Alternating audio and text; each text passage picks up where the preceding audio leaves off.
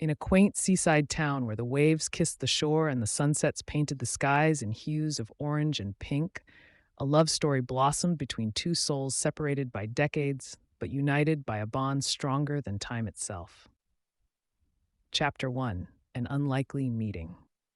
Sophia, a 21-year-old aspiring artist, arrived in the coastal town of Haven Ridge for a summer retreat.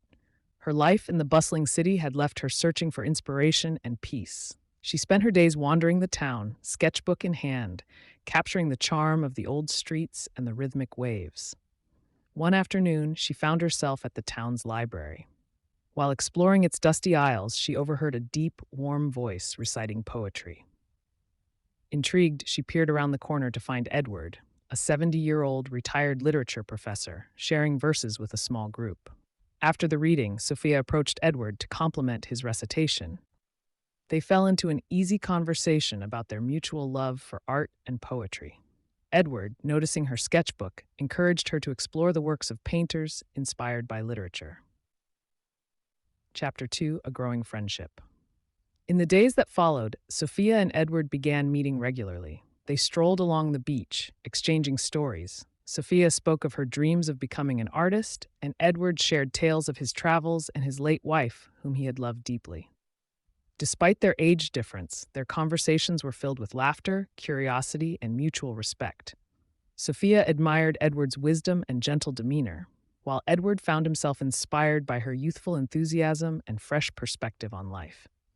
Chapter 3: Love Blossoms. As the weeks passed, their friendship deepened into something more.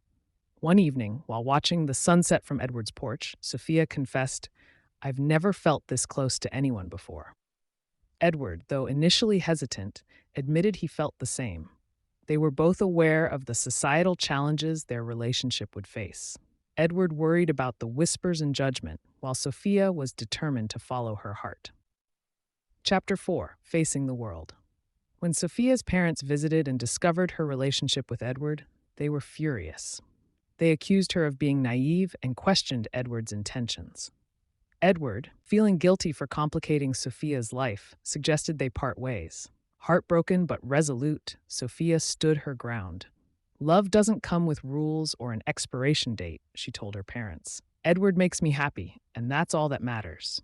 Her passion and conviction softened her parents' stance, though acceptance didn't come easily. Chapter 5: Trials and Triumphs.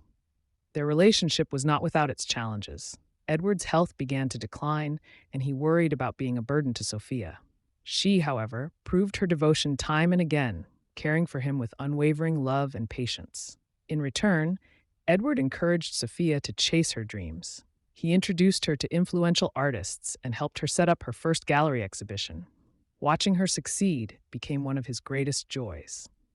Chapter 6: A Love Eternal. Years passed, and their love remained steadfast. Edward's health eventually worsened, and he spent his final days surrounded by Sophia's art and her love.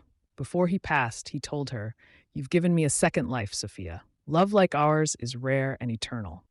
After Edward's death, Sophia poured her grief into her art, creating masterpieces that reflected their extraordinary love story. Her work gained international recognition, and every painting was a tribute to Edward. Epilogue. Sophia lived a long, fulfilling life, carrying Edward's memory with her. She often said, "He taught me that love isn't about time, but about the depth of the connection." Their love story became a legend in Haven Ridge, inspiring generations to believe in the power of love that transcends age, time, and convention.